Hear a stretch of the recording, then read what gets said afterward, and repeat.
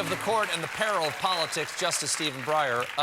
Your new book outlines the dangers of the justices being perceived as political figures as opposed to just, judges. You've served for 27 years. Why do you think this is a subject that needs to be addressed now? Because I think that people, particularly younger people, and this future of this country is in their hands. I'm afraid not mine. It's up to the high school students, the college students. And I think that they look at many of our institutions and they feel a lack of confidence. I can understand that. There are reasons. But if there's too much distrust of the institutions, people can't live together in society. So they have to work out ways where they can improve the institution, ways where they can talk to other people, ways where they can make their arguments in a civil manner, and gradually bring this country together. And I have a little sort of window on some of that. Tiny little book. It is a tiny little book. You can read it it's in not an as afternoon. it's not as tiny as the Constitution. No. But just as good. Right. Just as good. Yeah. Do you have? I'm curious. You say that people need to work to improve the institutions. The Supreme Court being one of the institutions. Yes. What would you change to improve it? In the court? Your court, the Supreme Court. Well, of course, I'm tempted to say, which is frivolous remark, but I'm tempted to say people could agree with me all the time. But that is a frivolous remark. And the answer is gradually over time, over quite a long time. I've come to realize, and it's I should have realized it from day one, but you internalize it. This is a big country. There are 331 million people.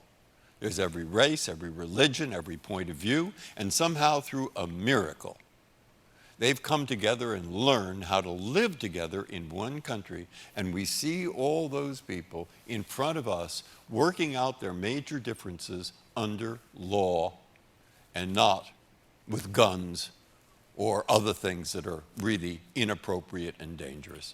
But I guess what I thought of when you were saying that is, I think those 330 million people, many of them would say they do not see the court as being representative because many of the people on the court, mostly those who lean more toward the right wing of the court, if there is such a wing in your mind, were appointed by presidents who did not have a majority of the vote when they were elected, by a Senate, a Republican Senate confirmed, that represents 41 million fewer Americans than the Democrats in the Senate.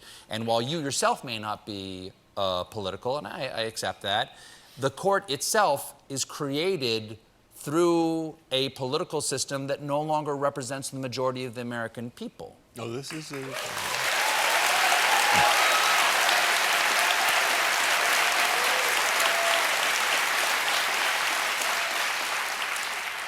I have two. One is a not direct response, but it's been a long time since the founders wrote this document, the Constitution. And a letter from George Washington says it's an experiment. If you read the Gettysburg Address, and my wife paid each of my grandchildren $20 to memorize it, and they did. And you'll see that what Lincoln, I think, is really saying is this is an experiment. Well, you put your hand on your fingers, whatever, on some flaws, and you can say they're major or minor. But when you have a young audience here, and so I'm very sorry to do this, but I say the thing to do is for them to work out how you can make this improvement or that improvement or the other improvement. And we have a First Amendment that allows for free speech, indeed insists on it. We have a democratic system of government, and if I've learned anything in the last 27, 28 years, it's that there are people who disagree with me. And the way to deal with them, in my opinion, listen to what they say. And if they talk enough, you will find some areas where you agree. And then you work with those. and you work with those for a positive outcome. I mean, in Cambridge, Massachusetts, when going through COVID, people formed neighborhood committees and they went to see old people, see they have enough food. That didn't just happen in Cambridge. It happened in New York, it happened in St. Louis, it happened in San Diego. We're not too bad in this country. When we disagree, oh, sometimes it can be terrible.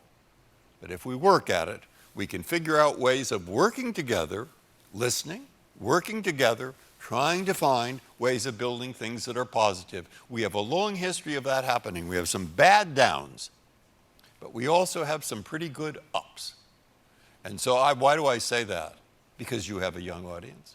Because I say to my grandchildren, hey, it's up to you, my friend.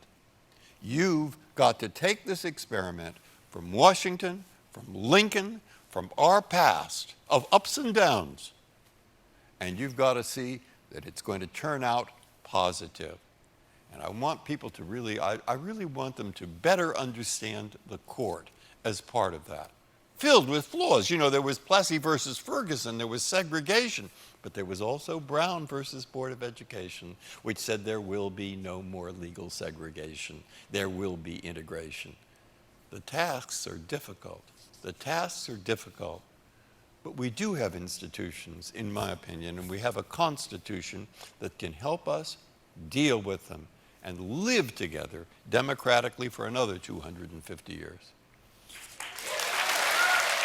We have to take another break, but don't go anywhere. When we come back, we'll get to the bottom of is a hot dog a sandwich with Justice Stephen Breyer.